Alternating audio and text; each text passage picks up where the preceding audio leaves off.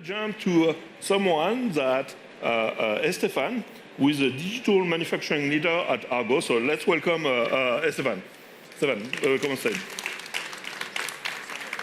Thank you, Estefan, for joining us. So, Estefan, you have a particularity, is you work for a company, Argos, that people may not really know, but they are using your product pretty much every day. So, you without knowing it, right? So, yeah. Tell us, who is Argos? What is Argos doing? Okay, well, Argos is a company that's working in the buildings materials sector, particularly cement and concrete. We operate in South America, Central America, the Caribbean, and the south of the US, where recently we combined our operations with Summit Materials. So it's a really old-fashioned industry. We've been making cement like the Romans did for more than 1,000 years, so it's not really a very new material. So it's been actually quite a challenge for us as a 90-plus years company to stay ahead of the game, to innovate in such a traditional industry. It's what we do. So you have a pretty amazing scale, right? You are very large. And when we were preparing for this presentation, you mentioned something that was very surprising to me, right? We understand Northvolt focus on sustainability, electrification of the car. But coming from a cement manufacturer, sustainability was not the first thing that come to mind. So tell us a little bit more, help the audience understand what does it mean sustainability for an industry like yours?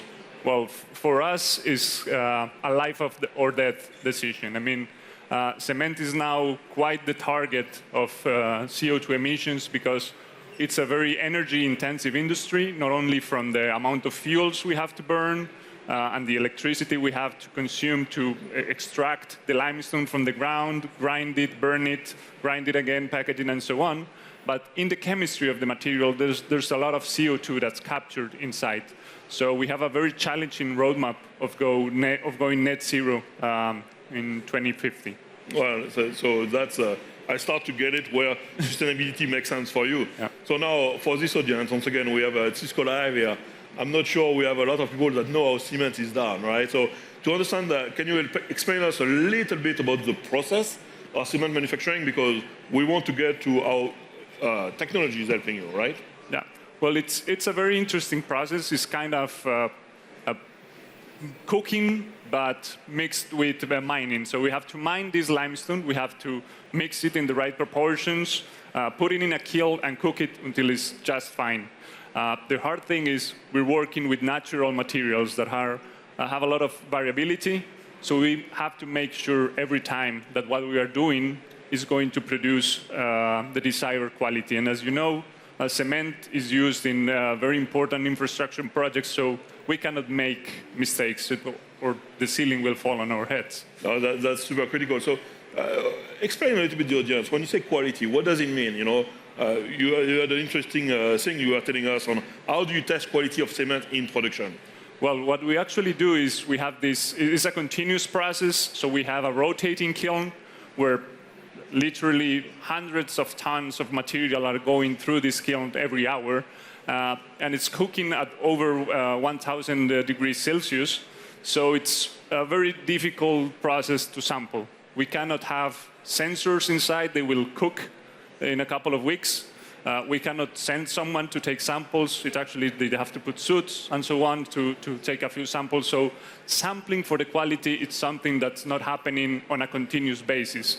It's something that happens every 4 hours, or maybe once a day. So in order to achieve this high quality product, usually we have to have very high safety margins. Yeah, and how do you test quality? So you get the sample, and after, what do you need to do? Yeah, so we send actually some guy with a bucket to the field, takes the sample, goes back to the lab, and runs some analysis on the lab equipment.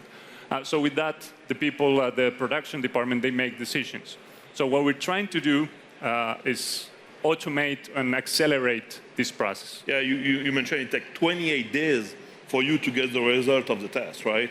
By the time the concrete cure, and to be able to know that. So that's the setting. So now, once again, technology. How is technology helping you? And back to AI, tell us a little bit more your story. I know you have been a Splunk customer for some time.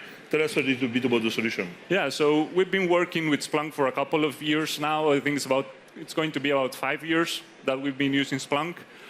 So we use it to build a digital twin of this production process where we capture all the data from the control systems, we combine it with the quality data, and we are able to know between these very seldom samples that happen what's actually going to happen with the product. To achieve that, we use AI to build these models that predict what's going to happen. We build soft sensors, we do predictive models for the maintenance guys. So there's a lot that we build around these digital twins to help them know what's happening with the actual product.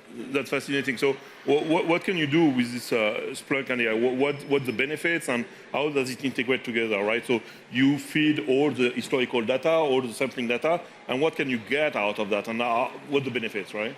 Okay, so the main benefit is if we are able to accelerate the decision making, instead of making adjustments every 4 hours, and we are able to make adjustments every couple of seconds, what we do is we reduce these safety margins or these inefficiencies in the use of energy and resources. So what that enabled us is we've been able to achieve between 2 to 4% reduction in fuel consumption and about a 6% increase in the throughput of our mills.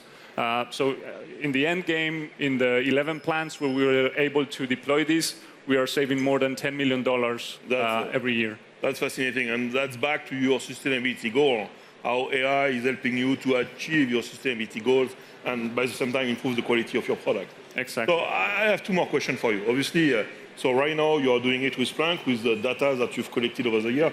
When you think about industrial network, what it means for you? Are you going to be able to get more real time and improve that prediction? So, well, what we are looking forward is we want more. So the challenge, this roadmap to net zero is very, very complicated. So we are looking at ways to act in even faster. So for that, the edge is very important. That would allow us to reduce the latency in these decisions, to be closer to the actual process, and to be more resilient. Our plants are in locations that are very, very harsh, very remote, so we have to have some intelligence on site. And what we are also looking forward is developing new ways of sensing the quality of this product. So instead of sending the guy to take the samples, we are training models with vision, with cameras that look at beyond the visible spectrum, and using data, we get to estimate the quality of these materials that we are working with. No, that is fascinating. So last question for you. Obviously, you were a Splunk customer, but today you are at Cisco Live. Splunk plus Cisco, what's your perspective on that? I mean, it's been a great collaboration. We've been lucky enough to have a very robust network and sensors in our plants. But in such a traditional industry like cement, the OT and the IT worlds, they were completely separated. There were trust issues where there was an air gap between those 2 worlds. So having the right products and having the right architecture, it has enabled us to break like this divide and show to the company that there's value in there, that it's worth taking the chance, that it's worth the effort. So if we did it, such a traditional industry achieved it, anyone can do it. Thank you so much, and thank you for a very nice testimonial. Thank I have you to say also, first Cisco Live for you, so welcome to Las Vegas and welcome Thank you very much. Welcome to Cisco and Cisco Live. So thank you.